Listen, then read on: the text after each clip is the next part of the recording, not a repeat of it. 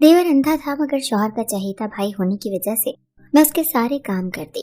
कभी कपड़े बदलती, कभी पास बैठाकर उसकी सारी बातें सुनती। वो भाभी भाभी करके मेरे और करीब हो जाता। लेकिन एक रात उसके कपड़े बदलने लगी तो मेरे होश उड़ गए। जब उस रात मैं शादी होकर अपनी ससुराल आई तो रिश्तेदार खवातीन ने मुझे सहन में बिठा दिया।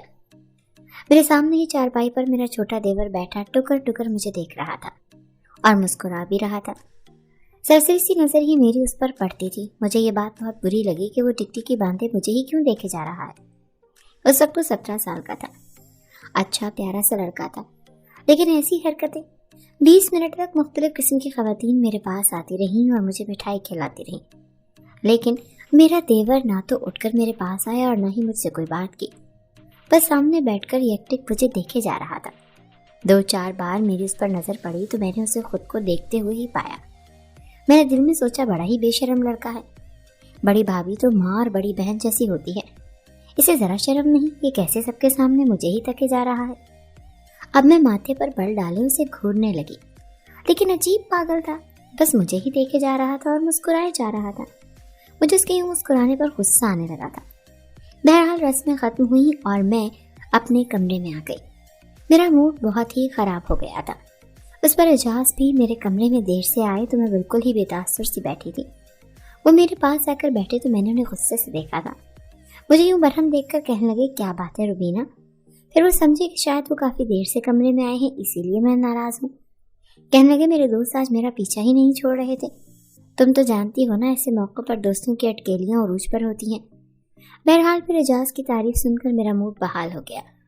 मैंने देवर की बात को अपने शौहर के सामने दोहराया नहीं था कि क्या सोचेंगे, आते ही मेरे भाई के बारे में ऐसी बातें शुरू कर दी हैं। मेरा शौहर एजाज, उसका एक ही भाई था, बस एक छोटा भाई। हामिद वालिदैन हयात नहीं थे। घर में इस वक्त मैं, मेरा शौहर और हामिद था। सुबह जब मेरी आंख खुली तो एजाज कहने लगे कि आज का नाश्ता मैं बाजार से ही ले आया हूँ, लेकिन देखो मेरे घर पर कोई खवातीन नहीं है जो तुम्हारे नाज नखरे उठाएं। वो कहने लगे कि इसीलिए आज की मेहमान नवाजी तो मैंने निभा दी है, लेकिन कल से सब कुछ तुम्हें ही संभालना पड़ेगा। ये बात तो मैं पहले से जानती थी, इसीलिए मैंने कोई भी एतराज नहीं किया। जैसे ही मैं नाश्ता करने के लिए बाहर आई तो दस्तरखान पर मेरा देवर बैठा था। मैं उसके सामने बैठ गई। उसने मुझे सलाम किया और फिर मुझे देखकर मुस्कुराने लगा। जब एजाज दस्तरखान के पास आए तो मेरे बजाय हामिद के पास बैठ गए। उसकी प्लेट में चने डाले और नान तोड़कर अपने हाथ से खिलाने लगे। ये देखकर मुझे बड़ी हैरत हुई, और इससे ज्यादा हैरत मुझे ये हुई कि हामिद अब भी सामने बैठा मुझे ही देखे जा रहा था। उसे तो अपने भाई का भी लिहाज नहीं था, और गुस्सा मुझे एजाज पर भी आने लगा कि वो तो उसे टोक सकते हैं। और फिर ये भी मुझे अजीब लग रहा था कि एजाज उसे खुद क्यों खाना खिला रहे हैं। वो 17 साल का लड़का था, क्या खुद नहीं खा सकता था? मैंने कहा, एजाज हामिद खुद भी तो खा सकता है, आप अपना नाश्ता करें। मेरी बात सुनकर वो कहने लगे, रुबीना हामिद अंधा है, देख नहीं सकता। ये सुनना था कि मेरा निवाला हाथ में ही रह गया। मैं बड़ी हैरत से उसे देखने लगी। अच्छा खासा खूबसूरत लड़का था, उसकी आंखें भी ग्रीन कलर की थी, बेहद खूबसूरत थी। मुझे न जाने क्यों बड़ा ही दुख और अफसोस हुआ था कि उसकी आंखों में नूर नहीं था, वो देख नहीं सकता था, और कल से मैं न जाने दिल में उसे कितना बुरा भला कह चुकी थी। एजाज के चेहरे पर संजीदगी सी थी। कहने लगे कि हामिद बचपन ही से अंधा है, देख नहीं सकता। इसका बहुत इलाज करवाने की कोशिश की, लेकिन डॉक्टर कहते हैं कि ऑपरेशन से भी कोई फायदा नहीं है। एजाज कहने लगे, इसके सारे काम मैं ही करता हूँ, लेकिन अब ये तुम्हारी जिम्मेदारी है। तुम इसे अपना छोटा भाई समझकर इसके सारे काम किया करो। मैंने कहा, ठीक है, लेकिन मुझे बेहद अफसोस हुआ ये सुनकर। माशाल्लाह से हामिद दिखने में कितना खूबसूरत है। क्या ही अच्छा होता कि ये देख भी सकता। मेरी बात पर हामिद की आंखों से आंसू छलके थे। कहने लगा, भाभी मेरी बड़ी ख्वाहिश थी कि मैं आपको देखता, लेकिन देखे मेरी बदकिस्मती, मेरी एक ही भाभी है और मैं उसे भी नहीं देख सकता। कुछ देर पहले जो मेरे दिल में हामिद के लिए नफरत के जज्बात थे वो अब हमदर्दी में बदल चुके थे। लेकिन मेरे होश तो उस वक्त उड़े जब एजाज ने अपनी ड्यूटी ज्वाइन की। जब वो ड्यूटी पर जाने लगे तो कहने लगे कि हामिद को खाना भी तुम ही हाथ से खिलाओगी और कपड़े भी तुम ही पहनाओगी। खाने का तो सुनकर ठीक था, लेकिन कपड़े, ये सुनकर तो मेरा दिमाग थोड़ा सा चकरा गया था। मैंने कहा, एजाज ये गैर मुनासिब सी बात है, मैं कैसे उसे कपड़े बदलवा सकती हूँ। कहने लगे कि छोटे भाइयों की तरह समझो उसे। यार अब मैं ऑफिस के काम संभालूं या उसे संभालूं, बहरहाल तुम खुद मैनेज कर लेना। ये कहकर वो चले गए। मैं बेहद परेशान थी, अभी ये सोच ही रही थी कि क्या करूं क्या नहीं। जब मुझे हामिद के कमरे से पुकारने की आवाज़ें आई, वो भाभी भाभी कहकर पुकार रहा था। मैं उसके कमरे में गई तो वो पैंट और बनियान पहने खड़ा था। कहने लगा कि ये शर्ट मुझे पकड़ा दें। न जाने भाई ने कहाँ रख दी है, पूरे बेड पर हाथ मार मार कर देख चुका हूँ लेकिन समझ ही नहीं आ रही। उसकी शर्ट बेड के किनारे पर लटकी हुई थी। मैंने वो शर्ट उसे पकड़ा दी। उसने शर्ट पहन तो ली लेकिन बटन वो आड़े टेढ़े बंद कर रहा था। मजबूरन मुझे ही आगे बढ़ना पड़ा। मैंने कहा तुम छोड़ो, मैं तुम्हें बटन बंद करके देती हूँ। मैंने उसकी शर्ट के बटन बंद किए तो वो खुश हो गया। कहने लगा मेरे बाल भी बना दें भाभी। मैंने ड्रेसिंग से कंघा लिया और उसके बाल भी बना दिए। फिर कहने लगा मुझे अपने हाथ दे। मैंने कहा वो क्यों? कहने लगा दें तो। मैंने डरते डरते उसे अपना हाथ दिया। ये सोच रही थी कि वो क्यों मेरा हाथ पकड़ना चाहता है। उसने हाथ अपने दोनों हाथों में ले लिया। कहने लगा आपका बहुत बहुत शुक्रिया। ये कहकर उसने मेरा हाथ छोड़ दिया। आपको देख तो नहीं सकता लेकिन महसूस तो कर सकता हूँ, इसलिए आपका हाथ पकड़कर महसूस करना चाहता था कि भाभी कैसी होती है। मुझे तो माँ की मोहब्बत भी नसीब ना हुई। बहुत छोटा था जब मेरी वालिदा का इंतकाल हो गया। वालिद अभी 2 साल पहले ही फौत हुए हैं। जब तक मेरे वालिद जिंदा थे तो वही मुझे संभालते थे, लेकिन इसके बाद मेरी सारी जिम्मेदारी इजाज भाई पर आ गई। और शादी के बाद आपने भी चंद दिन अच्छे नहीं गुजारे कि मेरा बोझ आप पर पड़ गया। वो बड़ा अफसरदा सा ये कह रहा था। मैंने कहा तुम किसी पर बोझ नहीं हो, और मुझ पर तो बिल्कुल भी नहीं। मेरी बात पर वो मुस्कुराने लगा। कहने लगा आप बहुत अच्छी हैं, मेरा इतना ख्याल रखती हैं। लेकिन जैसे जैसे वक्त गुजरता गया मेरे देवर हामिद की हरकतें कुछ अजीब सी होने लगी। वो मुझसे बहुत ज़्यादा बेतकल्लुफ़ सा होने लगा था। अब तो मुझे खुद पुकार कर कहता कि मुझे शर्ट पहना दे। मुझसे बटन सही से बंद नहीं होते। कभी कहता कि तौलिए से मेरे बाल खुश्क कर दें। ये काम तो वो खुद भी कर सकता था। मुझे तो लगा था कि बस एक देवर है और एक शौहर, मुझे तो घर में कोई काम ही ना होगा। लेकिन मैं तो इस हामिद की वजह से घन चक्कर सी बन के रह गई थी। अभी किचन में बर्तन धो रही थी तो वो भाभी भाभी चिल्लाने लगा।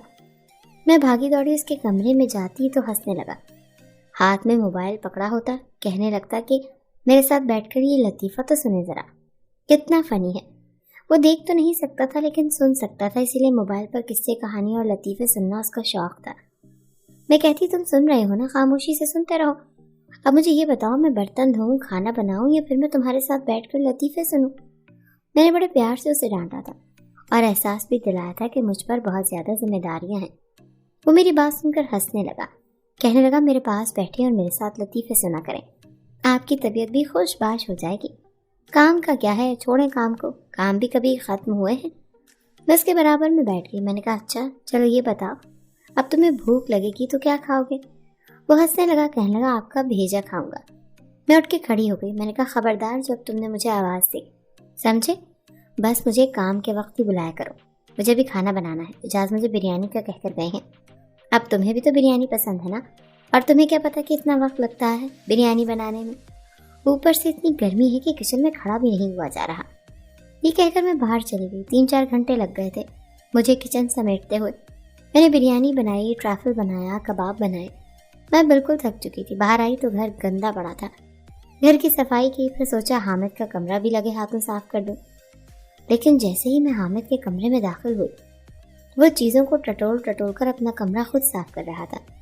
उसके हाथ में एक कपड़ा भी पकड़ा हुआ था जिससे वो फर्नीचर साफ कर रहा था। ये देखकर मैं मुस्कुराने लगी। मैंने कहा तुम ये क्या कर रही हो? मैं कर देती हूँ। मैंने उसके हाथ से कपड़ा छीना और वो कहने लगा नहीं आप थक जाएंगी। मुझे बहुत बुरा लग रहा है कि सारे काम भाई ने आपके सर पर डाल दिए हैं। भाभी ऐसा करें, मुझे बता दिया करें, छोटे मोटे काम मैं कर सकता हूँ, मैं कर लिया करूँगा। वो बड़ी संजीदगी से और फिक्रमंदी से कह रहा था। मैंने कहा कुछ भी करने की ज़रूरत नहीं है, तुम बैठे रहो। मैंने उसका हाथ पकड़ा और उसे पकड़कर बेड पर बिठा दिया और मोबाइल उसके हाथ में थमा दिया। मैंने कहा तुम बस वीडियो सुना करो। मैंने उसे एक वीडियो लगा दी जिसमें लतीफ़े थे, लेकिन उसने तो मोबाइल के साथ साथ मेरा हाथ भी पकड़ लिया और मुझे अपने पास बिठा लिया। कहने लगा यहाँ बैठो, आप बहुत कर लिया आपने काम, अब आप कुछ नहीं करेंगे। उसने मेरा हाथ बड़ी मजबूती से पकड़ा था। मैंने कहा हामिद ये क्या हरकत है, मेरा हाथ छोड़ो, शाम हो गई और मुझे चाय भी बनानी है। तुम बताओ चाय के साथ क्या खाओगे, तुम्हारे लिए कुछ फ्राई कर दूं? कहने लगा कुछ नहीं खाऊंगा, आप मुझे अपने साथ किचन में लेकर जाएं, बस मुझे बताएं कि चाय कैसे बनाते हैं। मैंने कहा तुम मेरी फिक्र छोड़ो। ये कहकर मैंने अपना हाथ उसके हाथ से छुड़ाकर किचन में आ गई। उसके लिए चाय बनाई, शामी कबाब भी तले, फिर उसको चाय भी दी। कबाब खाते हुए मुसलसल मेरी तारीफ कर रहा था। फिर एक दिन वो हुआ कि मेरे होश उड़ के रह गए। مجھے صبح سے ہی بخار تھا، لیکن اعجاز کو میری کوئی پرواہ ہی نہ تھی۔ بس مجھے بخار کی دوا دے کر چلے گئے، کہنے لگے کہ دیکھو تم بیمار مت پڑا کرو، میرا سارا گھر الٹا پڑ جاتا ہے، فٹافٹ سے بخار کی گولی کھا لینا اور کھانا گھر پر ہی بنانا۔ دوپہر کو بھی مجھے آفس کا بد ذائقہ کھانا کھانا پڑتا ہے، اور گھر آ کر میں بازار کا کھانا تو بالکل نہیں کھا سکتا۔ ان کے سامنے تو میں نے کہا کہ چلو ٹھیک ہے، میں کر دوں گی، لیکن بخار کی دوا کھانے کے باوجود میرا بخار کم ہی نہیں ہو رہا تھا۔ شاید میرے گلے میں انفیکشن ہو گیا تھا، گلے میں بھی شدید درد تھی اور میرا بخار کم ہونے کے بجائے بڑھنے لگا۔ میں اپنے کمرے میں بے سود لیٹی ہوئی تھی جب کمرے پر دستک ہوئی اور پھر دروازہ کھلا۔ حامد میرے سامنے کھڑا تھا۔ میں نے بہت مشکل سے اپنی آنکھیں کھول کر اسے دیکھا۔ وہ اپنی اسٹک کی مدد سے چلتا ہوا میرے پاس آیا۔ بھابی، آپ کو کیا ہوا ہے؟ آپ نے ابھی تک میرا ناشتہ بھی نہیں بنایا۔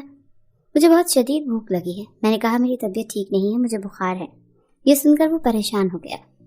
میں نے کہا مجھ سے تو بالکل بھی اٹھا نہیں جا رہا، میں کیسے تمہارا ناشتہ بناؤں گی؟ وہ کہنے لگا کیا آپ نے بھی ناشتہ نہیں کیا؟ میں نے کہا نہیں، میری ہمت ہی نہیں ہے کہ میں اٹھ کر ناشتہ بناؤں۔